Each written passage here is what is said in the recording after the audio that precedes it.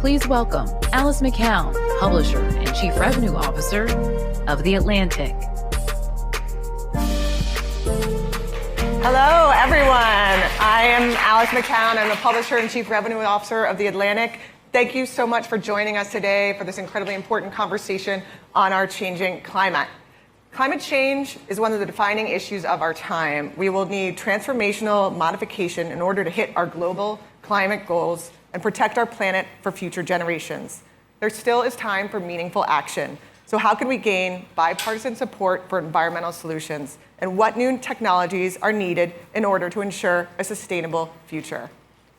Today, you'll hear from leading policymakers, climate experts, visionary scientists, and activists as we discuss the path towards equitable solutions for people and the planet. Before we begin, I really want to thank our underwriter, Allstate, for their support of Atlantic's journalism. Please take a moment to silence your cell phones, but keep them close by. If you see something or hear something that captures your attention, please share it with your social networks and use the hashtag TAF24. Now, let's begin today's conversation. For a conversation about two sides of climate action, please welcome Sam Sankar, Senior Vice President for Programs at Earth Justice, Chris Barnard, President of the American Conservation Coalition, with Van R. Newkirk II, Senior Editor at The Atlantic. All right. Well, thank you all for joining us. And thank you, Sam and Chris, for taking the time to be with us today. We're talking about two sides of climate action, and I have a real treat for you. What we are going to do is ring a bell, and you two are going to fight right here on this red circle. But seriously, thank you for being here. And what I want to do to start is to just get a sense of you, your organizations, and what you do. Let's start with you, Sam. Sure. My name's Sam Sankar. I'm the Senior Vice President for Programs at Earth Justice. We are the nation's leading environmental law organization, and you could cut leading by lots of different ways, but we are the largest. We have about 200 attorneys in about 15 offices nationwide and about 600 staff. We've been doing this for 50 years, litigating on behalf of communities, environmental groups, renewable energy advocates, you name it, fishermen's associations, building trades, all those things. So our tagline is, we're here because the earth needs a good lawyer. And as for me, myself, I have been working in the environmental world for about 30 years, everything from corporate counsel at General Electric to the Justice Department to the Nature Conservancy and big law firm practice, and now at Earth Justice. All right, Chris, you want to tell us more? Yeah, so my name's Chris Barnard. I'm the president of the American Conservation Coalition. We're the largest conservative environmental organization in the country. We have over 50,000 members at over 100 chapters across the country. And our contention is that once upon a time, conservatives talked about these issues, and in the last few decades, they've stopped doing so. If you go back to Teddy Roosevelt, in many ways the founder of the modern conservation movement in America, he was a Republican president. Nixon, a Republican president, founded the Environmental Protection Agency. And really, like I said, in recent decades, Republicans and conservatives have taken a step back from this conversation. As a young conservative, I'm 26, I was born in 1998. It was frustrating to me that my entire life basically has been Al Gore through AOC, and I never felt represented in that conversation because my side wasn't talking about it. And ACC exists to fill that gap and to show that conservatives care and that we can also contribute solutions to this conversation. So why, in your view and in your organization's view, did Republicans stop talking about the environment? I mean, there are various dynamics here. I think one of them, honestly, is that they didn't like the solutions that were being proposed, and so they ran the other direction. I think there's some merit to that, but also my view is that if you don't like the other side's solutions, you should come up with your own better solutions. But a lot of conservatives, especially in recent years, saw, the Green New Deal, that's what the left is proposing to climate change, and therefore we're just going to say climate change is not real altogether. I think that's a cop-out answer. And our view is that actually innovation, not regulation, coming up with bottom-up solutions is the way that we can tackle these problems. And a lot of conservatives have failed to embrace that approach. But I think we're seeing some change, honestly. There's a conservative climate caucus now, which we helped found, which has 85 Republican members of Congress in it. So we're making progress, but obviously recognize there's a lot more that needs to be done.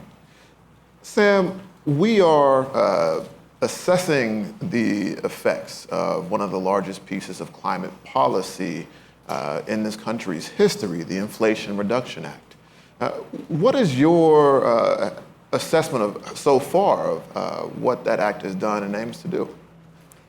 Well, the scale of investment involved in the Inflation Reduction Act, well, I should back up. The Inflation Reduction Act is absolutely the most transformative piece of legislation that we have had on climate, certainly in my lifetime, which extends several decades longer than Chris's lifetime.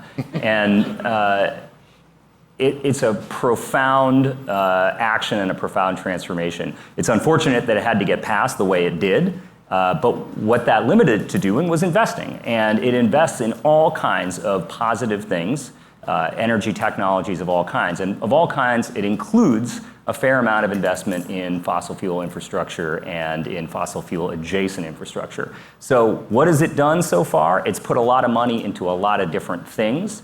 And moving that kind of money, believe it or not, moving billions of dollars takes time and energy.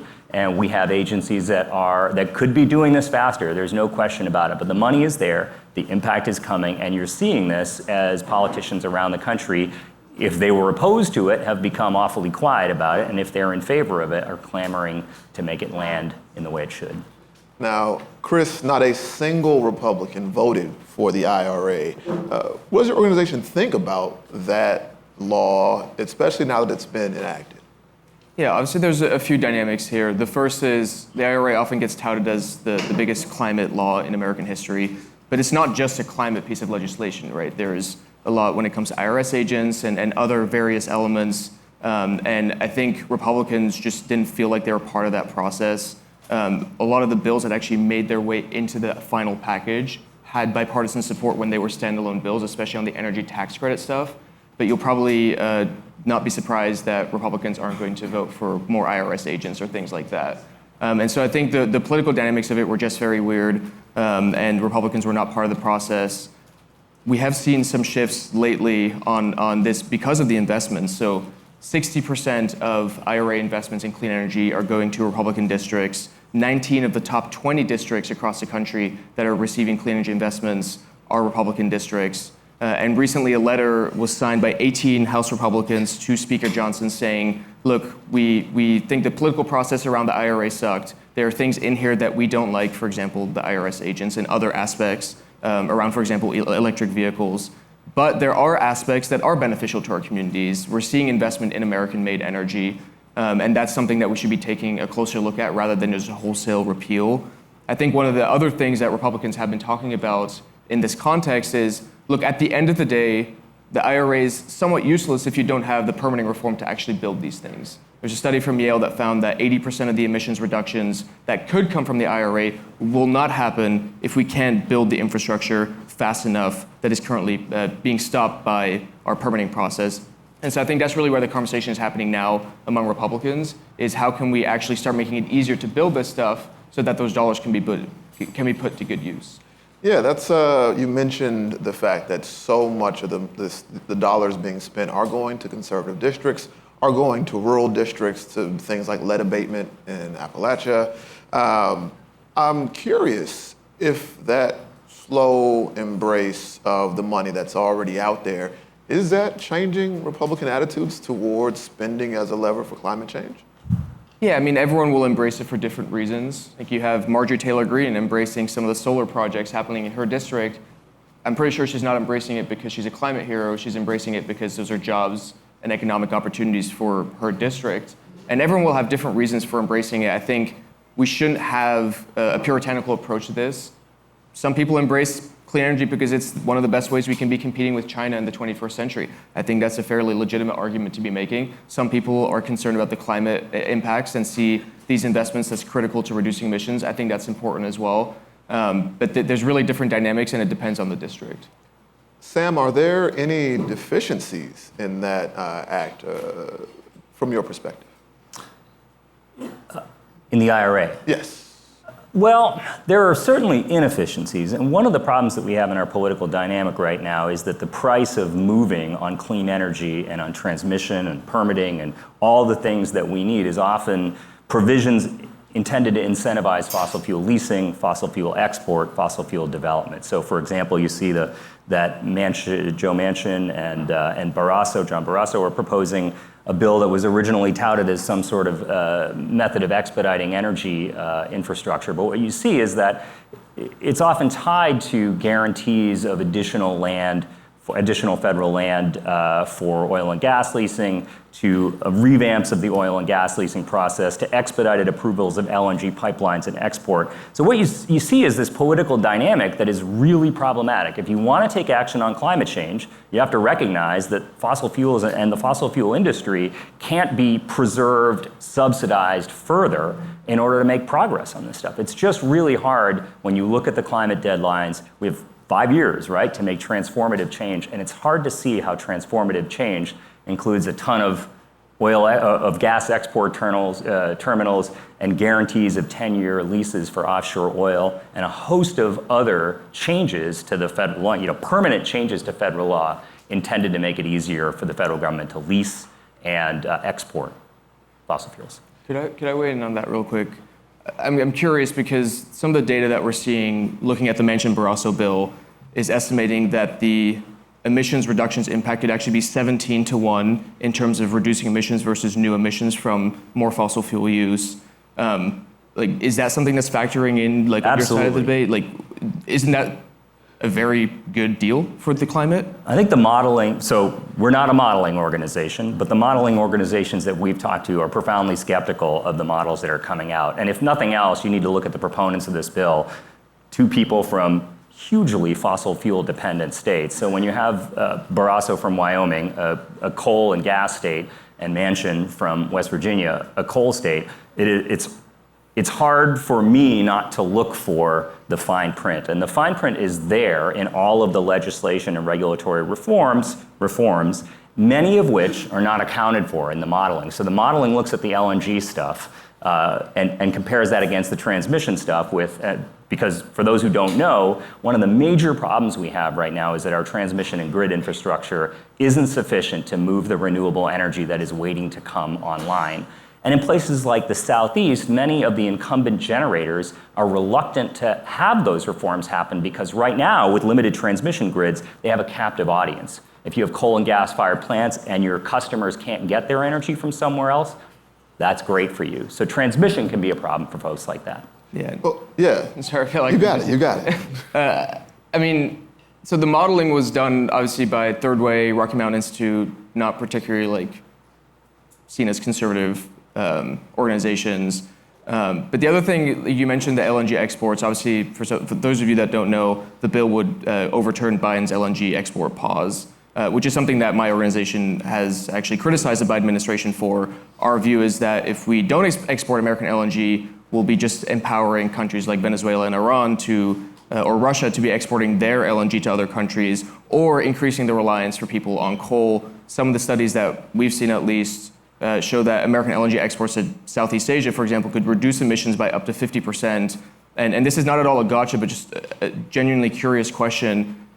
I understand that a lot of folks on the left are skeptical of anything that mentions fossil fuels, but in a world where we still have a lot of reliance on coal, wouldn't moving to LNG be a better alternative?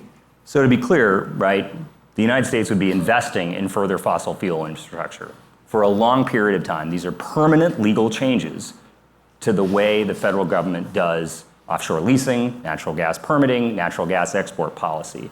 I guess my question back is why would we want, is it just the political price, or do you believe that it's affirmatively good policy to increase fossil fuel extraction and export at this point in the climate crisis? Well, not all fossil fuel extraction is the same, right? You have coal, you have oil, you have gas, you have LNG, you have different countries have different profiles of emissions. Mm-hmm. For example, American LNG exported to Europe is 42% cleaner than Russian LNG export to Europe. I think our approach is, look, we have to look at not just political reality, but also economic and energy reality. And with 30 to 40% of the world still relying on coal, it is absolutely a net benefit for the climate for that to be transitioned to LNG, which would be a 50% emissions reductions cut, while we invest in transmission, while we invest in battery storage, while we, in our view, invest in next generation nuclear. I think we're probably just a little bit more practical about that side of things and understand that we all want to reduce emissions, but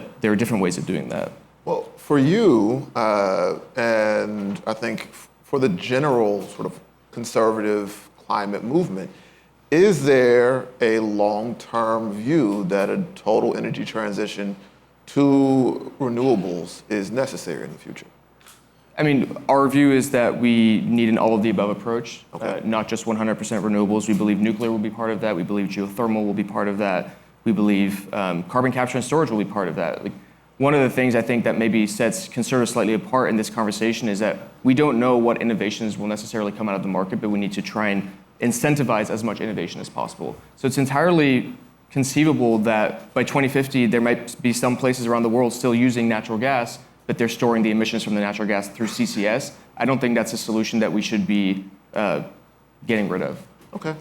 Sam, yesterday I spoke to Secretary Granholm about the Department of Energy's plan for the future. And one of the things she mentioned, and I think you've heard often, is as Chris just talked about, there are security concerns. There are global policy concerns about our energy capacity, about our exports.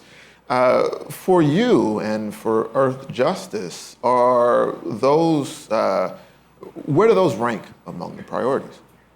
Well, one of the reasons, it's interesting, one of the reasons we're talking about energy policy and affirmative investment is that the system we've got, which is a system, EPA, DOE, all these agencies typically engage in regulatory policy to adjust the costs of manufacturing, not just through taxes, but through regulations that internalize costs, to achieve the policy outcomes we've got. And one of the dynamics we're not talking about here is that the reason why a lot of work is being done to spend money is because we currently have a Supreme Court that is extremely hostile to any attempt to regulate the economy. And for those who've been paying attention, the Supreme Court's been very aggressive in striking down regulations aimed at addressing climate crisis, addressing health issues.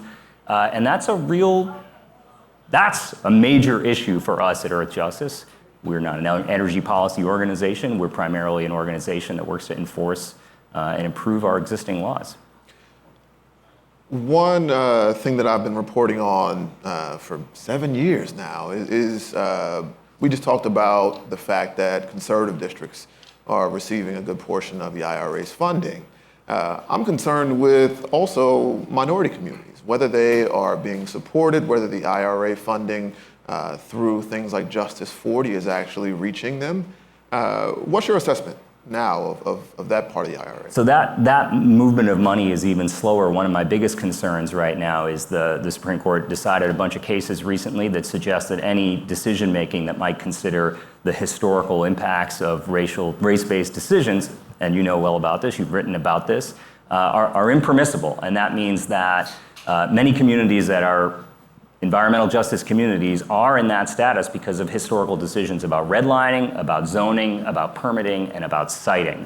And if you can't consider those historical issues, if you are forbidden from thinking about that because by thinking about race and by thinking about the bases on which those decisions were made, it's very hard for programs like this that are intended to redress those harms to actually land. So A, I'm concerned about the operational rollout of this, and B, I'm concerned about the ability of the federal government to make decisions that redress historical wrongs. Chris, one of the things Sam just mentioned, there were a couple of investigations by the EPA into places like the Denka plastics facility in Louisiana that are right next to minority communities. And so a group of, I want to say 19 Republican attorneys general sent a petition to the EPA asking it to essentially stop its disparate impact Title VI civil rights investigations. I'm curious, for you, are there ways to make this conservative vision work that can reduce these disparities, racial disparities, in effects of climate change and also the sort of larger picture of our environment? Yeah, it's a great question, and I don't profess to be an expert on the specifics of especially the law and with the EPA and all those things. Our view overall is that, look, there's definitely a disproportionate impact on lower income communities, often minority communities. We try to broaden this environmental justice conversation to not just take that into account, but also take into account the impact of policies in terms of how it might make the lives of those communities harder. For example, having higher energy prices or electricity prices. I think at the end of the day, our view is that the solutions to these policies should not be worse than the problem itself. And one of my concerns when you look at places like California, where you have energy prices through the roof, or other countries like that, that also disproportionately impacts the poorest communities. And so that's why we take this all of the above approach. We take an approach that it should be market-led, bottom-up, and it should be through innovation that actually tries to balance reducing emissions and reducing pollution with not making the lives of these communities economically harder either. So again, I'm not necessarily an expert on these issues, but our view overall is that we should be trying to balance those different considerations while recognizing that these problems do disproportionately impact those kinds of communities. Now, it's not often that I am not the youngest person on the stage, so I need to ask you this. For you grew up in a time, I think, sort of past the ability to say climate change is not happening. Mm-hmm. You see it, your generation sees it, it is clearly there, it is clearly hotter now than it was 5 years ago. I'm curious if you see more interest among young conservatives on the issue and more willingness to sort of move and consider climate action. Yeah, well, absolutely, and the polling bears that out. 81% of Republicans under the age of 35 say they believe in climate change and want to do something about that. Really, this is a generational thing. If you're under 35, it doesn't matter if you're on the left or on the right, red or blue, you care about this issue. And I think where the conversation should be nowadays is not about the science, but about the solutions. And I think that's the direction that we're trying to push this. And like I said, even among older Republicans now, there's 85 Republican members of Congress in something called the Conservative Climate Caucus. If you would have told me 5 years ago that would be happening today, I would have called you crazy. But they're responding to the fact that their younger voters are holding them accountable to this. And I think at the end of the day, they realize that the writing is on the wall if they don't talk about an issue that is so important to the next generation. Can I jump in? Got it. So, what's it going to take to get the members of Congress to actually vote these principles? Because what I see in things like Project 2025 is, pretty wholesale assaults on the idea of addressing climate, dismantling all the agencies that are going to do anything about it, repeal of the IRA, and all the way down to questioning climate science, defunding the people investigating, doing the science on it, and defunding the agencies that would be doing anything about it. And I mean, is that mainstream at this point? I think as the inter-movement battle over Project 2025 between the Heritage Foundation and the Trump campaign, explicitly disavowing it, shows, I don't think there's any one entity that speaks on behalf of the entire movement. I think where some of the energy in Congress is when you're talking about specific policies and taking those votes is honestly things like the permitting reform bill. Our view is that the Manchin-Barrasso bill would actually disproportionately benefit clean energy in America, benefit emissions reductions, and yet you have nearly 400 climate and environmental groups that have written a letter saying that we should oppose it. And so I look at that and I think, well, actually, if Republicans are for this and you have people like Senator Barrasso leading it, and climate groups are the ones opposing it, there seems to be a little bit of a narrative shift that's happened. Same with nuclear energy, right? There's just news today, I don't know if you saw that Constellation is reopening 3 Mile Island because they struck a deal with Microsoft to power an AI data center. We think that's fantastic. We believe that we cannot actually tackle climate change without nuclear energy, yet you have environmental groups that are campaigning to shut down nuclear energy. The Indian Point nuclear plant in New York was shut down in, I believe, 2021, and emissions went up 30% in the next month because you're replacing clean nuclear power with fossil fuels. That to me doesn't make sense. And yet that's something where climate groups are actually advocating for shutting down nuclear. And so I think the conversation is a lot more nuanced than Republicans bad, climate activists good. Obviously there's still deniers and we completely disavow them. But also I think there's a lot of folks on the other side that aren't very productive in this conversation either. And let's find both sides where the people are that want to have a rational conversation, like I think is happening now, to talk about what we can actually be doing to solve these problems. Sam, unless you have a rebuttal. I'm not here to do an argument. I do this profession, but I charge a much higher rate. All right. But I do want to ask you, Earth Justice comes out of this tradition that sees the courts as an effective lever of affecting change. I'm curious if recent developments on the courts, if things like now the Chevron doctrine being overturned, if I would say much more politically active bent of certain courts, does that make that strategy less viable to you? Yes. We have the most conservative Supreme Court. I should say, the court's a problem, yes. We can use the courts and we can make great progress, and we are doing it every day. We won 85% of our cases under Donald Trump.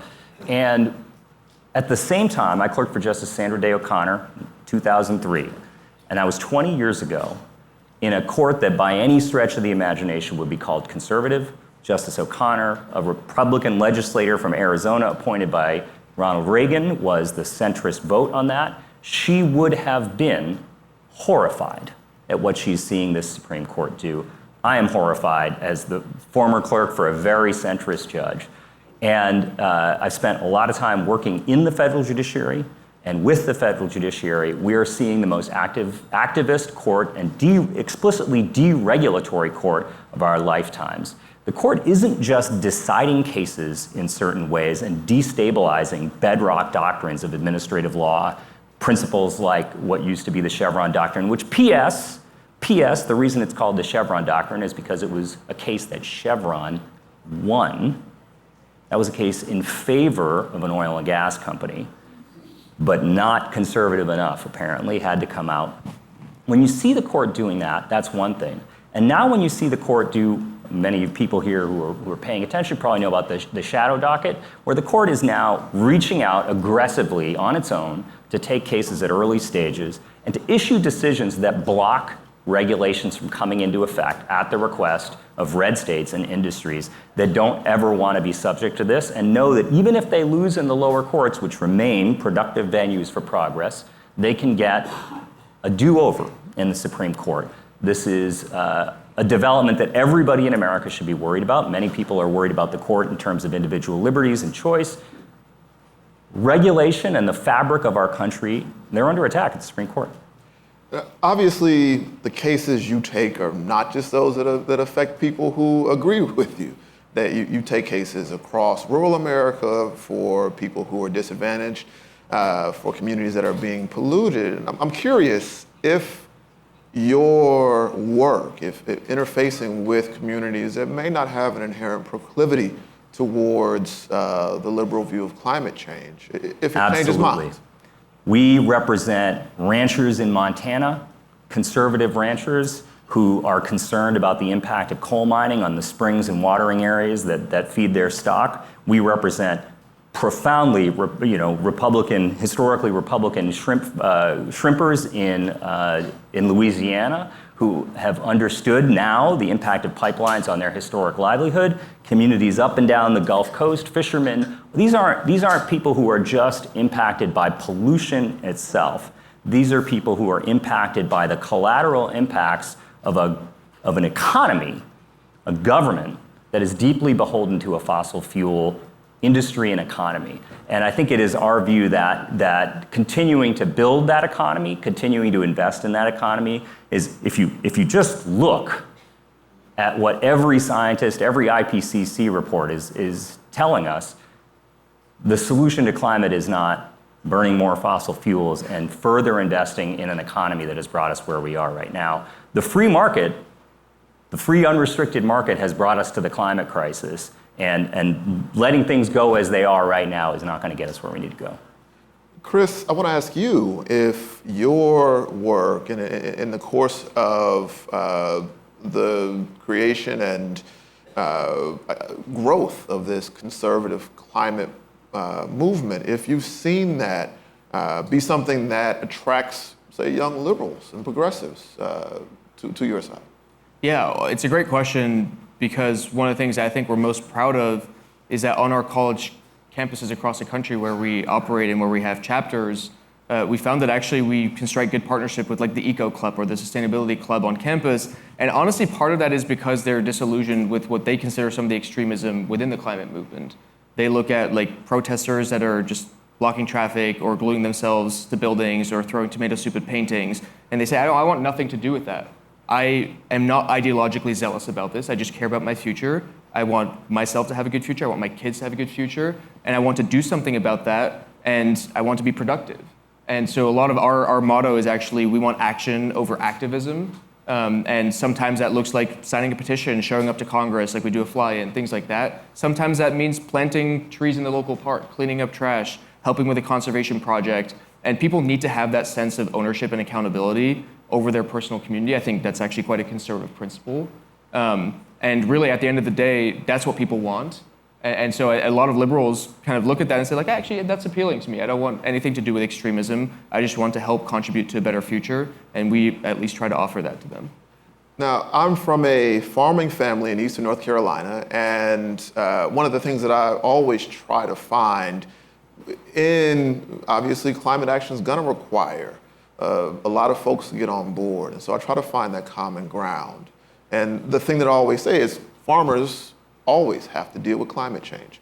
And so very quickly, I want to ask both of you, maybe yes or no, if you think there are sort of common principles that we might be able to act on that might create that necessary mass of public opinion. Well, I think we certainly agree that the government needs to be investing in climate solutions and needs to be changing laws, adjusting things in order to favor the market in a way that favors the public.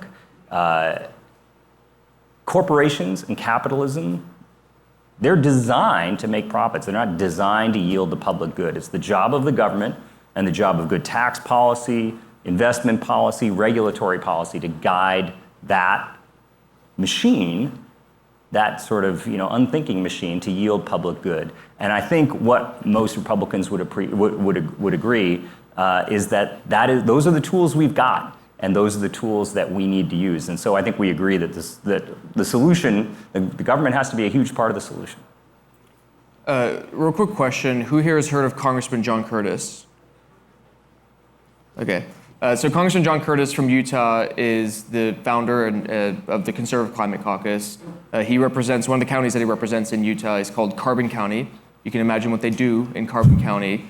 I visited, when we toured his district with him, we visited a coal mine there, and we talked to the coal miners, and we said, how many climate activists or environmental activists have ever come to talk to you, to visit you? And they said, never. Do you feel vilified in this conversation? They said, yes. They told us their number one export is young people because they see the writing on the wall. They want nothing to do with it. The community feels like it's dying, and so they're leaving. But at the same time, they said, we want to be part of the solution. They're actually investing in a carbon capture facility there with some pretty amazing technology funded in part by R&D grants from the federal government. And those are the kind of communities that are not a part of this conversation. They're not given a seat at the table. They don't feel represented. And if we continue to have that approach to this, we're going to pit this in a culture war that has both sides against each other, where you have the coal miners and the fossil fuel workers and the ranchers and the farmers on one side, and then you have the coastal elites and the climate activists on the other. And I don't think that's productive for anyone. We want to have solutions that represent every single community in America and work for every community, and they're desperate to be part of that conversation. And so one of the reasons why we exist as an organization is to give them an avenue to be a part of it without leaving their values at the door. You can be conservative and care about this, and actually our view is that having personal responsibility, wanting to pass on what you inherit to future generations, there's nothing more conservative than that. And so we give them an avenue to be a part of the climate conversation. That's all the time we have. Thank you.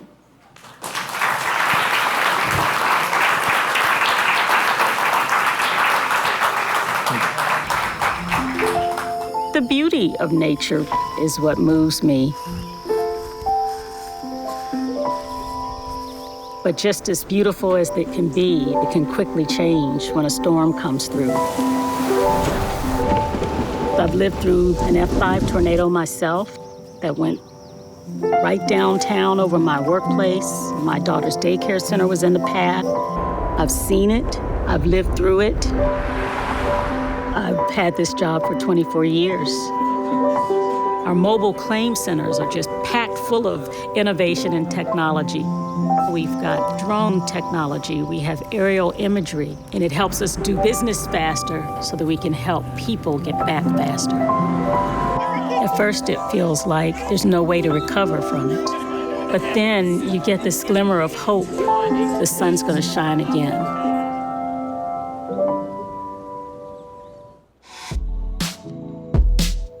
For a conversation produced by our underwriter, Allstate, to discuss building climate resiliency, adapting to a changed landscape, please welcome Justin Panther, Actuary, Senior Manager, Risk and Return Management at Allstate, with the Atlantic's Alice McCown.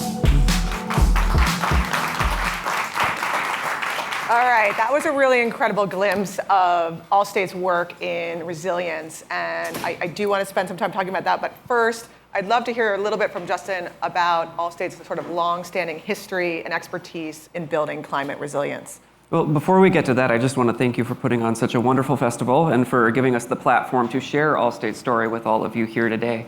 Allstate's been in business for over 90 years. And so I'm hopeful, maybe cautiously optimistic, that most of the crowd has at least heard of the Good Hands, or maybe seen an advertisement with Mayhem in the past year or two. But it's not just effective advertising that has really kept us in business. I think what that centers on is a singular shared purpose that we have as an organization, and that is to empower our customers through affordable, simple, and connected protection so that they can fulfill their hopes and dreams.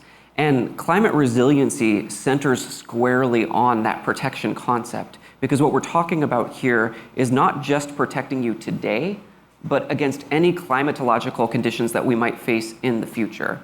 So to that end, I think that Allstate has a really rich history in customer advocacy. A couple of examples that come to mind for me is back in the 50s, we were among the first to push for seat belts to become standard in vehicles. So both the installation and utilization of them.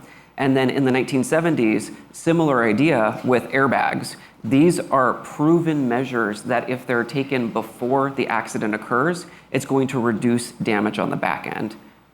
Apply that from a climate lens.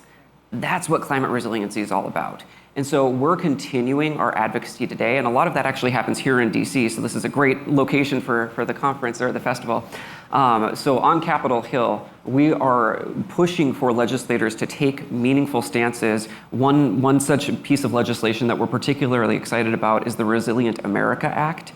And what that does is it repurposes funds that would normally be spent on catastrophe cleanup, and we're just sticking them earlier in the process so that you can effectively protect communities and properties before the event even happens. That actually reduces the cost substantially enough that you're not only better protected, but the holistic cost is less. So better protection for less money. It's a win-win. Yeah, that's incredible. And I think that sort of leads into the next thing is let's talk a little bit about building that business case. And I think you're kind of leading into that, and it's sort of a two-part question, but what would you describe as the main case for resiliency? So that's part one. Part two would be, why is it imperative to have that conversation now? Yeah, so maybe I'll tackle part two with a really quick one, and then we'll get into some details. So the earlier we act, the more impact we can have. So that's in itself the case for acting right now. But let's add a little bit more flavor around that. I have to warn you and the audience, I'm an actuary, huge nerd, love numbers, so bear with me, I'm gonna share some with you. Looking back just to last year, we had 28 events that caused $1 billion or more of loss within the US. And if you look at that same figure going back to 1980, there have been 332 such events in the US, but it's the trend that is concerning. We see a clear upward trajectory in terms of the number of events that are reaching that threshold year over year. So that's data point number one. Now, data point number two is more Allstate specific. We have a different catastrophe definition, but based on how we define catastrophes, we are also seeing an uptick in the number per year. And where we're at today is we average more than 100 in a given year. So there's a 1 in 3 chance that any day you choose, someone that's an Allstate customer has suffered through a catastrophe. We've paid $12 billion, more than $12 billion, just in the past 3 years to help people get their lives back on track after such events occur. So I think that those two numbers really paint a clear picture that this is not just a future risk. Yeah. The risk is here right now, it's real, and people are feeling it. And that goes back to, these are people just like April in the video that we showed to kick off this segment. That is the reason we need to act. The real impact it is having on people right here, right now. Yeah, so let's talk about those risks. I think that's a good segue. So how is Allstate specifically addressing climate risks? So I think there's a two-parter to this. First, we've made public statements about our emissions commitments. We have a net zero 2030 for scope 1 and scope 2, and we're going to be releasing our commitment for scope 3 within the next year. Beyond that, we are incredibly diligent about who we partner with from a sourcing perspective, and then also who we invest our money into as other companies. So that is focused on essentially dampening the impact of future climate change. Yeah. That's part one. But again, we have to deal with the here and now because people are feeling the impact right now. What we do with that is strategic business partnerships. So one such example of that would be with the Insurance Institute for Building and Home Safety, known as IBHS. It's a really cool organization. If you folks haven't heard of it, I encourage you to check them out. But what they do is they essentially test the efficacy of different building materials or construction processes. So you can envision an open field with a ton of different types of shingles in it, and they're pelting it with hailstones or putting it in a wind tunnel and having 100-mile-per-hour winds blow against it. That tells you which are the sturdiest from a construction perspective. We take that information and operationalize it through discounts to our customers who are choosing more resilient materials. So in that way, we incentivize the right behaviors in other parts of the insurance ecosystem. And those are the types of partnerships we want to continue to build and why we're so excited to be working with the Chamber. Yeah, so let's talk about that partnership specifically. So Allstate has a very key position on preparedness payoff. We partnered with the U.S. Chamber of Commerce to create the 2024 Climate Resiliency Report. So I'd love you to describe the partnership a little bit and explain why there are key partners in creating this report. So we have a robust history with the U.S. Chamber. Our CEO, Tom Wilson, has actually at different points acted as the chair of the board of directors for the Chamber and also the Chamber Foundation. So rich history there. Allstate specifically has embarked upon a new 2-year partnership with the Chamber that we're very excited about, and it is focused specifically on climate resiliency.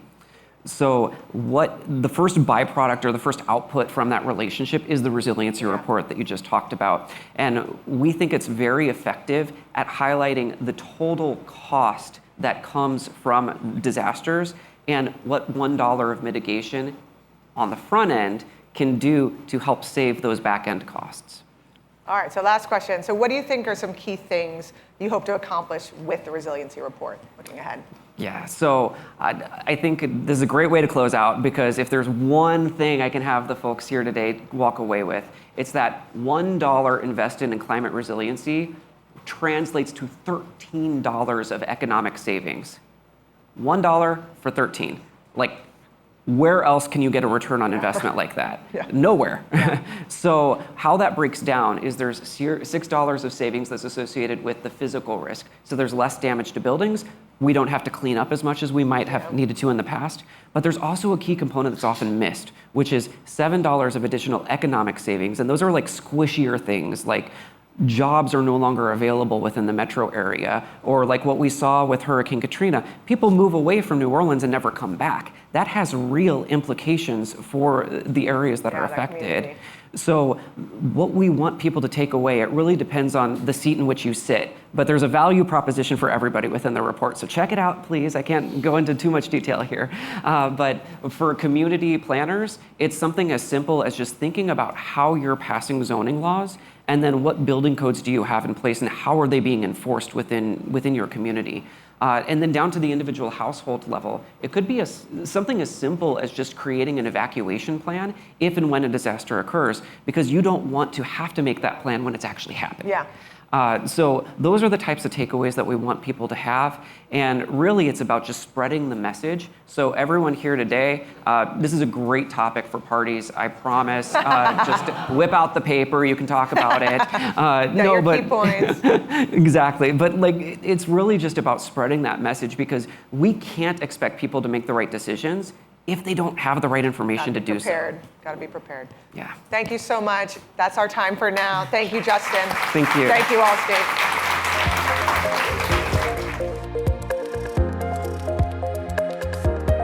And now to discuss innovating toward net zero emissions, please welcome Noah McQueen, co-founder and head of strategy at Heirloom Carbon Technologies, Yetming Chiang Kyocera, professor, Department of Materials Science and Engineering at MIT, Stafford Sheehan, co-founder and CTO at Air Company, with Sarah Laskow, senior editor at The Atlantic.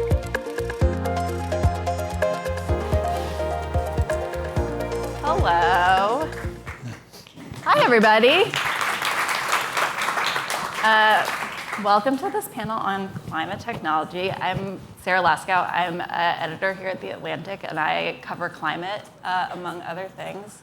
And I'm so happy to be here with my three guests, who I'm going to let quickly introduce themselves. They each work in the forefront of climate technology, and I'm really excited that we're going to be able to talk about the awesome work that they're doing. So let's start with Steph. Everyone just say like 1 minute about yourself, your name, yourself, what your favorite project that you're working on right now is. I'm Staff Sheehan. I'm the President and Chief Technology Officer of Air Company. At Air Company, we take carbon dioxide, water, and renewable electricity, and we turn that into jet fuel. Our business really started by commercializing higher value products because it's always more expensive to make something responsibly than it is to make something in a polluting way. So we replace crude oil with essentially products that are better for the world than climate than fossil fuels. Yeah. All right. Yeah, me. Yetming Chiang. I'm a professor at MIT in a department called Materials Science and Engineering. And I do research on all kinds of things related to climate. And amongst those are, for example, very large grid-scale batteries to turn renewable electricity into a 24/7 kind of resource.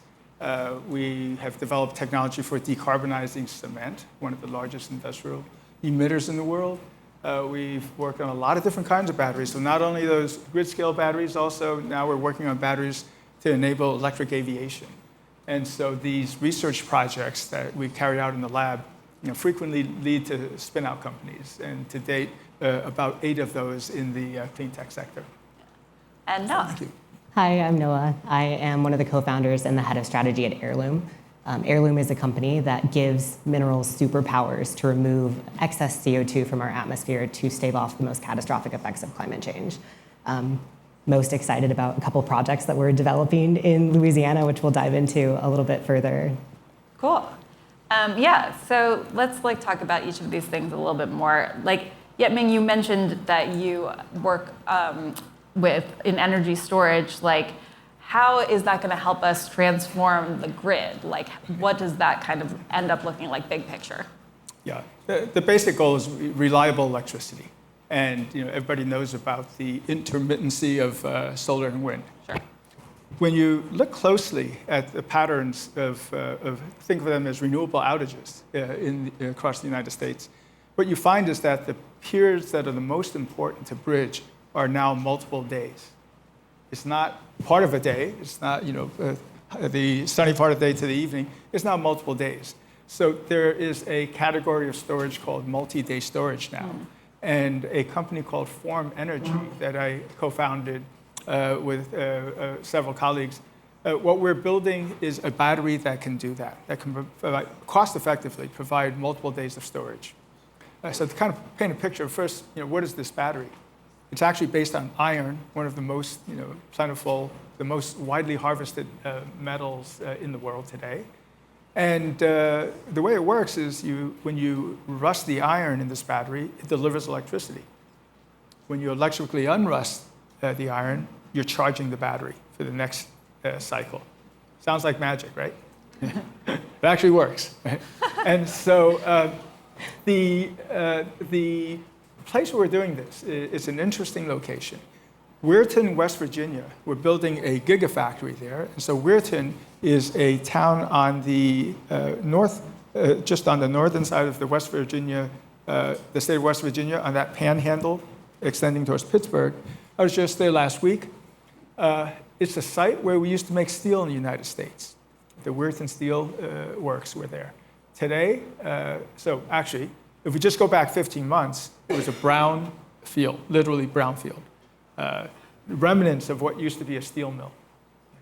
And today, if you go there, it's a sparkling 1 million square foot factory. 500,000 of that square foot of that acreage is now built out for manufacturing, getting ready to produce these batteries. Cool. So that's kind of that's the picture. If you go to formenergy.com, you can track the progress of this gigafactory as we build it out.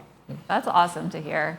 And I mean, you mentioned magic. I think like the work that NOAA does also sometimes might seem like magic. You know, like you're working on direct air carbon capture, which like is something that we're probably going to need, even if we do like an entire transition to clean energy. That's not necessarily going to get us the last mile that we need to carbon reduction. So can you mentioned a little bit about how it works, but like how do you actually do this? And then what do you do with the carbon once you've got it? Yeah, absolutely. And I think it's really important to talk about the context too, because as you mentioned, that last mile, those are the hardest to abate sectors, things like agriculture that we need to feed our growing populations. And that's where the need for solutions to pull CO2 out of the atmosphere comes from. Additionally, we've already emitted hundreds of billions of tons of CO2 into our atmosphere since the Industrial Revolution.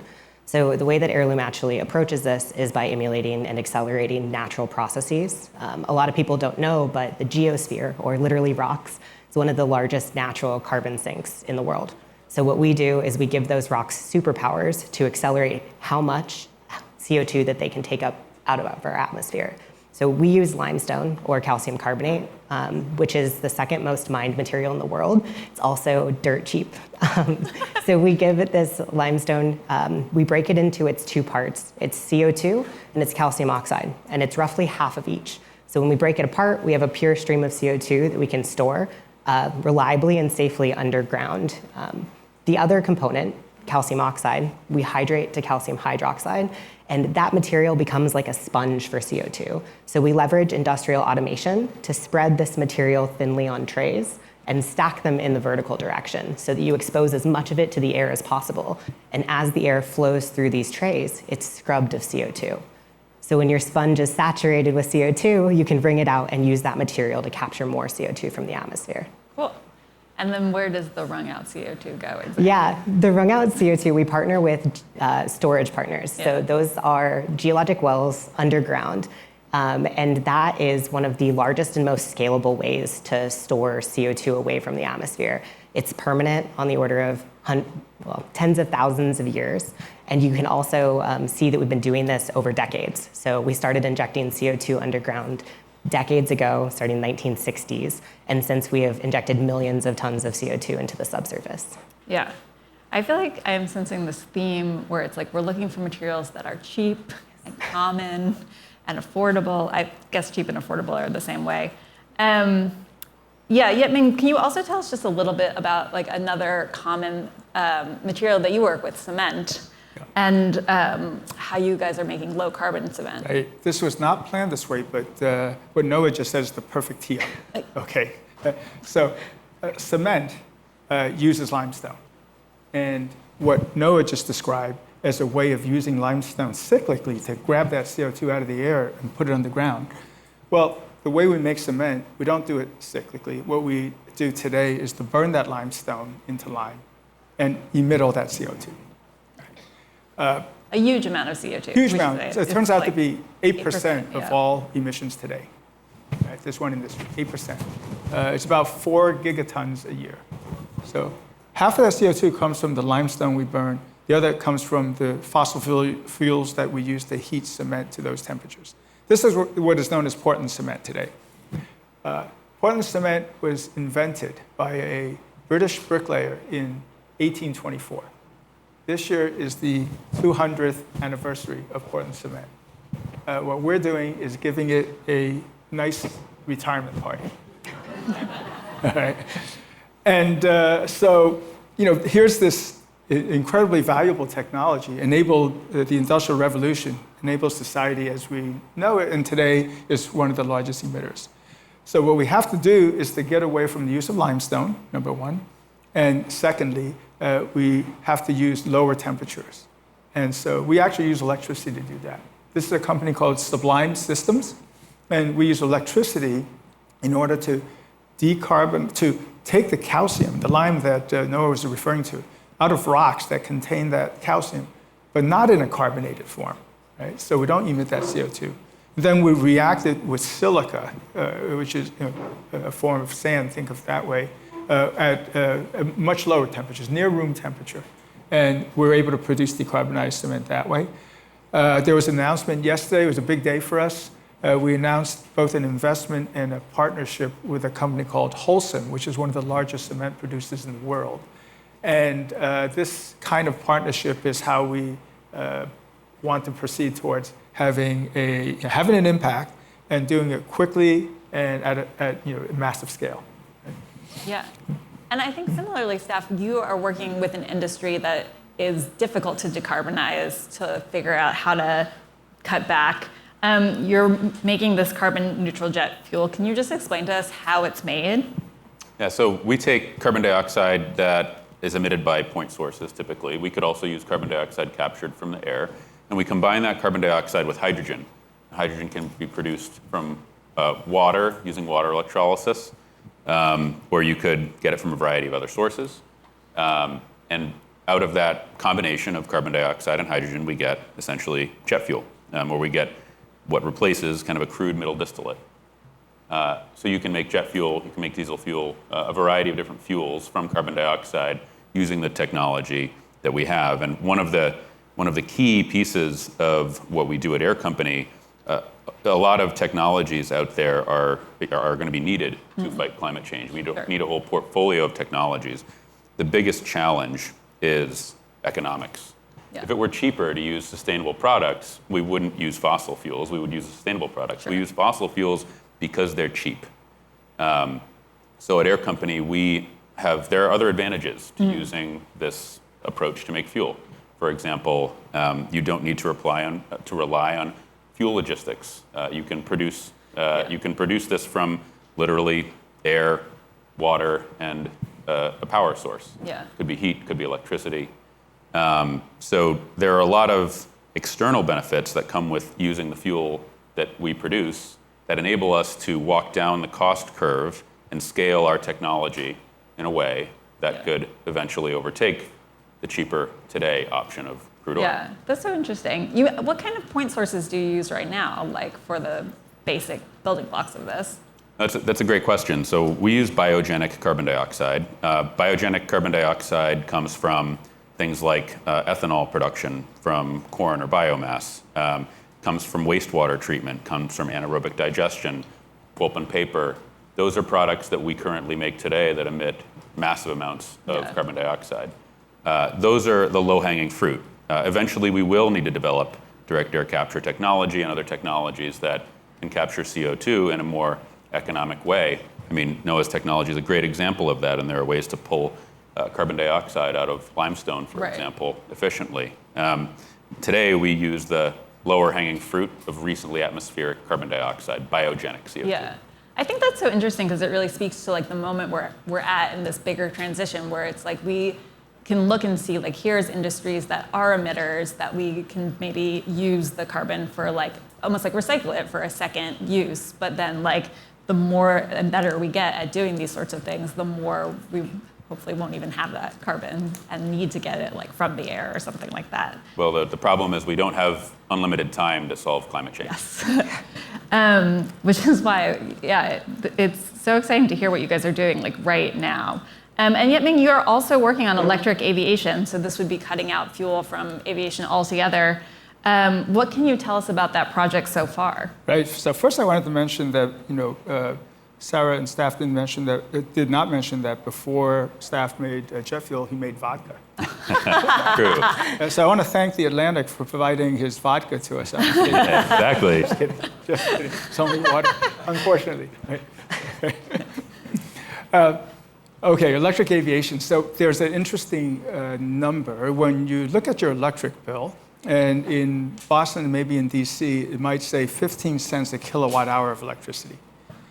Turns out that jet fuel today, if you calculate the price on that same basis, it's about 15 cents a kilowatt hour. That's pretty interesting. Right? But retail electricity is a whole lot lower cost than that. Right? Yeah. And so sustainable aviation fuel, of course, we're all trying to get to cost parity with jet fuel. Electric aviation, by which I mean using batteries. Right? Today, we can't get anywhere near that kind of cost parity. But we have projects where we think we might be able to. A company called Propel Aero, which we started this past year, and is funded by ARPA-E, one of the government agencies. Their offices are literally just a few blocks from here. Oh, cool. That government agency really funds these very high-risk projects. We have two different shots on goal to get to a particular performance metric that will enable electric aviation, but not of the kind that Staff and his liquid fuels will. This is electric aviation that will enable shorter range, maybe 200 miles. With the best batteries you can imagine today, we won't be able to do transatlantic, trans-Pacific. But if you can do a couple of hundred miles regional aviation, we can take out about 30% of the emissions from aviation. That's a worthwhile goal. Yeah. To get there, we need a battery that can do the following.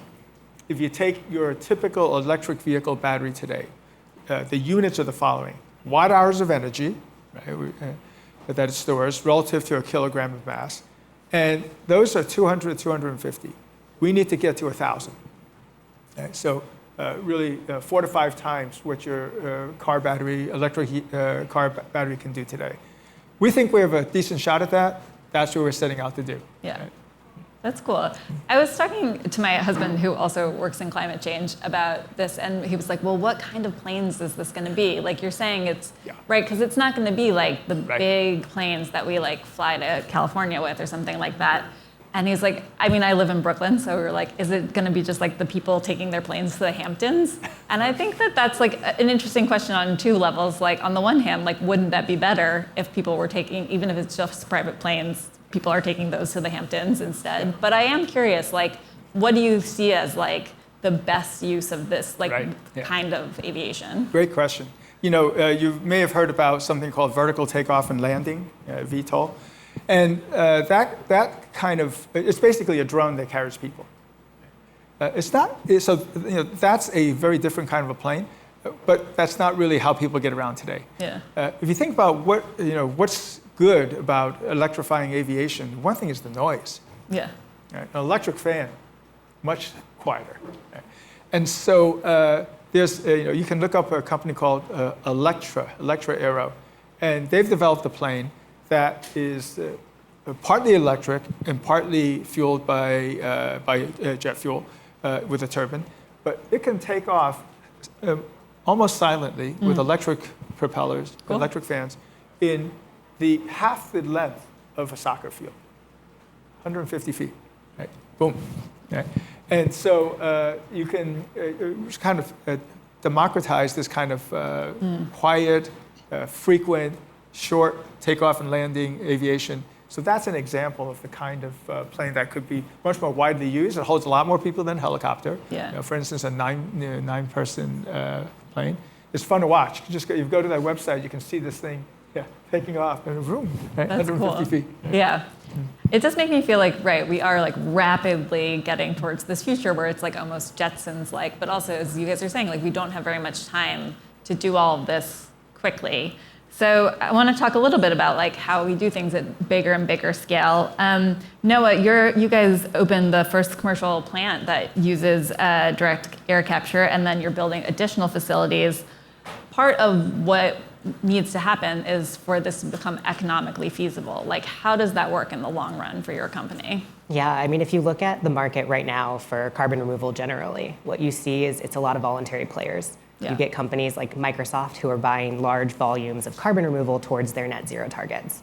And what we really need is for that to be met with two things. One, we need demand side policy to spur investment in these technologies.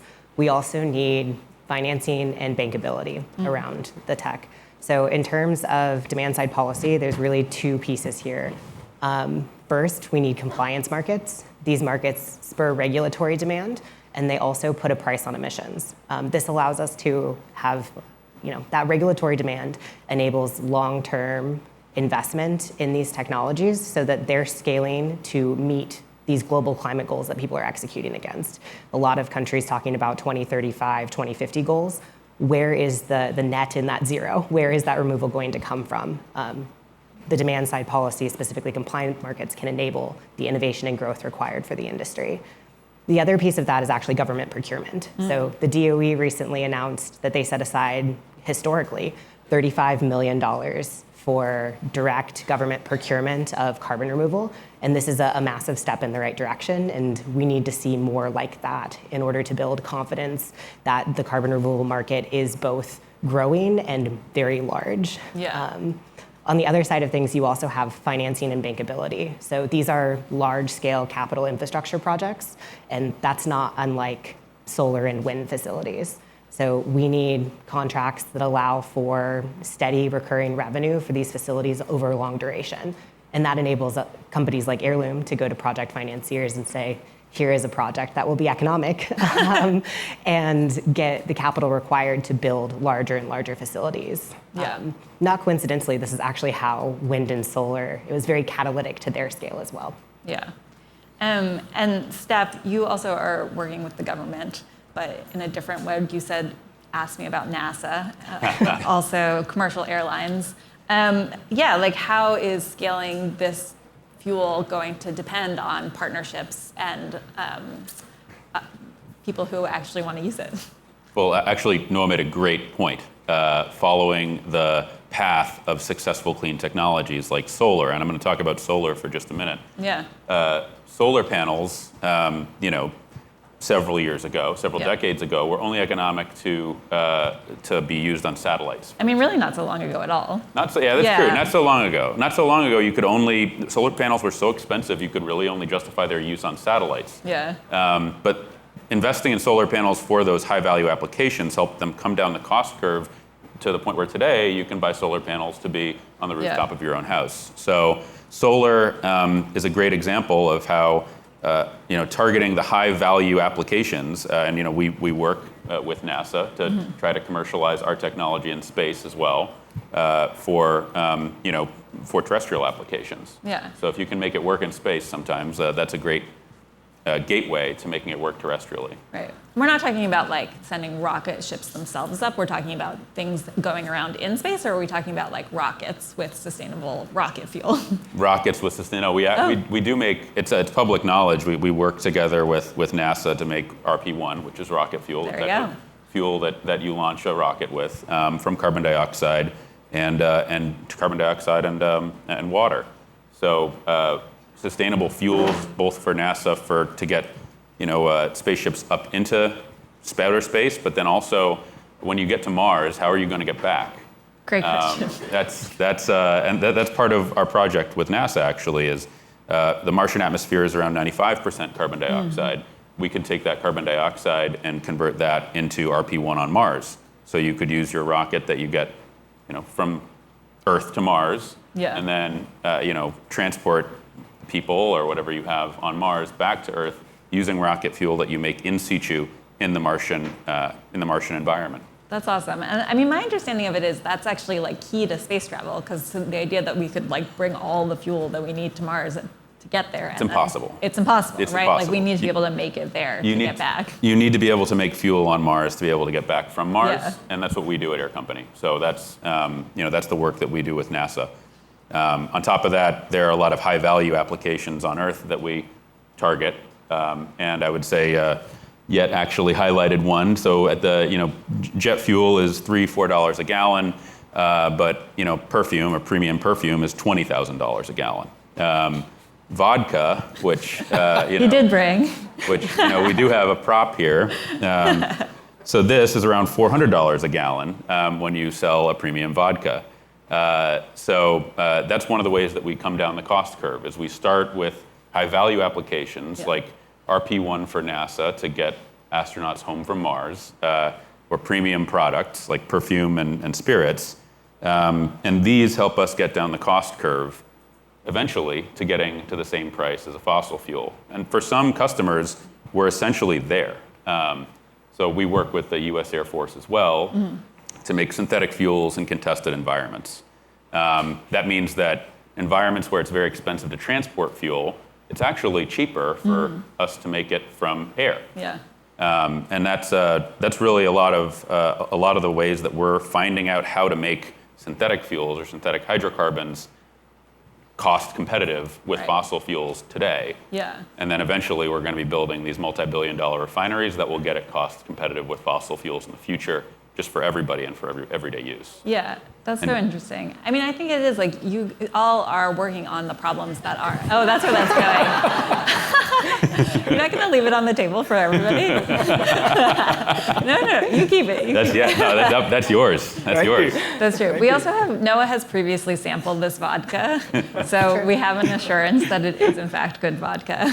But also, apparently, you can only buy it at certain bars in New York right now. We're very limited. At Air Company, we're really focused on the jet fuel primarily. Yeah. The vodka is a great product to be able to help tell the story, and is a high value product as well. But we want to have a real impact toward fighting climate change, and for sure, you need to look at very high volume markets like jet fuel to have that impact. Yes. And also, if any of you are going to Climate Week next week and want staff's hints of where to get the vodka in New York City, find out after the panel. But more seriously, Noah, like part of what your company is doing is selling carbon credits to help people offset their emissions, right? And that, again, is part of what makes it potentially profitable, is my understanding.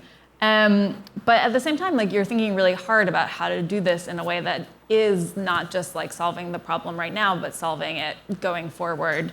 And part of that for your company has been to not sell credits to oil companies, right? Like, and also, sorry, this is like, there's many steps here, many layers, but you don't sell carbon capture to your captured carbon to oil companies. Am I getting all of that right? We don't do enhanced oil recovery with our CO2. Yeah. So I don't know how familiar people are with this, but like a common use in carbon capture is to then use the carbon to find like the hardest to reach fossil fuels in like otherwise cached oil wells. I'm oversimplifying a little bit, but anyway, like this is just to say that there's a lot going on in your industry, like trying to figure out like, well, what is the right way to do this? So can you just tell us more about Heirloom's approach to all of this, like carbon credits and the responsibility of the industry going forward? Yeah, absolutely. I can try. I'll summarize some of the most important points for us. So first, as you noted, we don't use our CO2 molecules for enhanced oil recovery. Yeah. It's a hard line for us. However, I'll clarify, in a compliance-based market where folks are required to decarbonize or offset their CO2, we will sell the carbon credits to the industries that need them. Okay. The second piece that we focus on is monitoring, reporting, and verification. So this is, how do you actually know you've removed a ton of CO2 from the atmosphere? And this considers the technology throughout its entire life cycle. What did you use to make this plant? How is the plant being operated? In our case, we use renewable electrons to make sure that we are doing this in the most sustainable way possible. It also goes through, what are you going to do at the end of that plant's lifetime, 30, 40 years down the road? So we look at that holistically, and we want to be as transparent with that information as possible. And that brings me kind of to the third point, which is we really invest in community benefits agreements. We're going into communities to build these facilities, and we need to listen to what their concerns are and what they want out of a company or a project in their region. And that is, it's exceptionally important both to us as an organization, and it should be to the industry more broadly, to make sure we are doing this in a responsible manner. Yeah. And then the final piece is prevailing wages and making sure that the labor and the jobs that we create in different regions are both sustainable as well as uplift people in those communities. Yeah. So we take that approach, and that is how we orient ourselves in the industry. Yeah. And this is going to be our last question, but to bring it back to you, Yet-Ming, You also still teach at MIT. That's your community. Why is it important to you to keep teaching at a university while working on all these exciting startup projects? This younger generation, they care so much about climate. It doesn't matter what field they're in. It can be AI, it can be mechanical engineering, any science and engineering field. This is such a deep concern. So my class this semester, I have 25 freshmen, which I tell them that means high school plus 3 months, right? And they've just arrived, and so it's a seminar on materials for energy and sustainability. The hook for this class is that I tell them that we're going to spend some time in class, but I'm going to take you around to all of these clean tech startups that we know in the Boston area. Mm-hmm. So we're going to visit about maybe 6 or 7 of them. And the goal is to show them that not only is this really fascinating science and engineering, but there are jobs here. And this is the kind of R&D job that you can think about after you graduate. The jobs are equally important in Weirton, West Virginia. Yeah. Right? And so that's just as Noah referred to. I think that building, to scale, you have to build plants, you have to build factories. And there are always issues around that. Is it going to be in your backyard? But what makes it more than acceptable is if you bring jobs to communities, especially communities that have lost a lot of jobs, the steel industry in the United States being a key example. And same with Sublime. We're building our first commercial plant in Holyoke, Massachusetts. It's essentially it's the poorest community, poorest city in the state of Massachusetts. So I think that reaching out beyond just our bubble is just super important. Yeah, totally. Well, thank you all for your time. Thank you all for being here. And hope you enjoyed the rest of the show. Don't forget your